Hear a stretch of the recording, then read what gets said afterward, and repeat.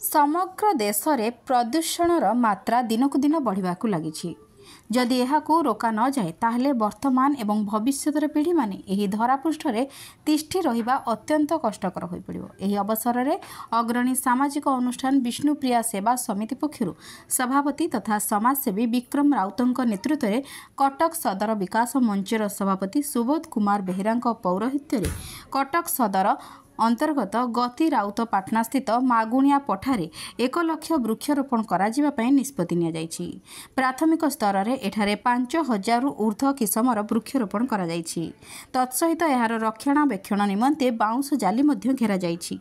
परिवेश को प्रदूषण मुक्त रखिबा एही प्रयास कटक सदर व्यतीत राज्यर विभिन्न प्रांत में जारी रहे बोली अनुष्ठान सभापति तथा समाजसेवी श्री राउत कहिसेंति। परिवेश वर्तमान गछ मुख्य जेहेतु आम ग्रामर पठारे आम चिंताधारा थिला कि गछ किसी लगे बर्तमान 7000 वृक्ष लगी सारे आग को लक्ष्य गछ लगे चेष्टा चलती चलती गचर केमती रक्षणाबेक्षण चलो से सुधा समस्त आम मिलमिशि बर्तमान करूँ विष्णुप्रिया सेवा समिति आग को लक्ष्य जे प्रत्येक एरिया जो ग्रामांचल जगह फांका जगह अच्छी सेठी भी किसी वृक्ष लगे योजना अच्छी। पूर्वतन ब्लॉक अध्यक्ष स्वर्गत विष्णुप्रिया राउत जहाँ ना रे ए समिति आज गठन कर सुपुत्र जी आमर समाजसेवी विक्रम राउत एवं बहु जे कि वर्तमान कटक सदर चेयरमैन अच्छा भाग्यलक्ष्मी राउत तांकर प्रचेष्टा समाज को गोटे दिग्दर्शन एटा केवल गति राउत पाटना कि कटक सदर नुहे सारा ओडिशा गोटे उदाहरण सृष्टि होगा जाउछि।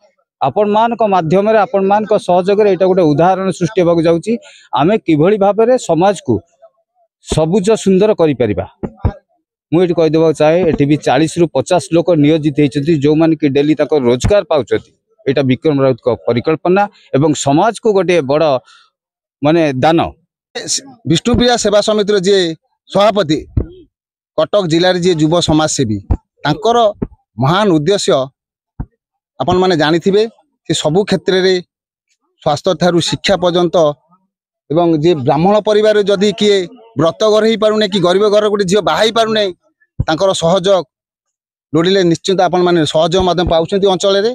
तांकर गोटे महान उद्देश्य था तांको घर गतिराट पटना तांको माँ मध्य सरपंच थे आमर जी विष्णुप्रिया सी ब्लॉक चेयरमैन थे। तांको उद्देश्य से माने एक अंचल गोटे महान पर्यटन स्थल खोलिया से गोटे उद्यम थिला। से उद्यम आज आमे आपण माने देखुथिबे जे तांकर 1 लाख ऊर्ध्व गछ पकई ए जंगल सृष्टि करिवे। तत्सहित एपर्यंत सुधा से माने 5000 रु 6000 वृक्षरोपण कर सारे।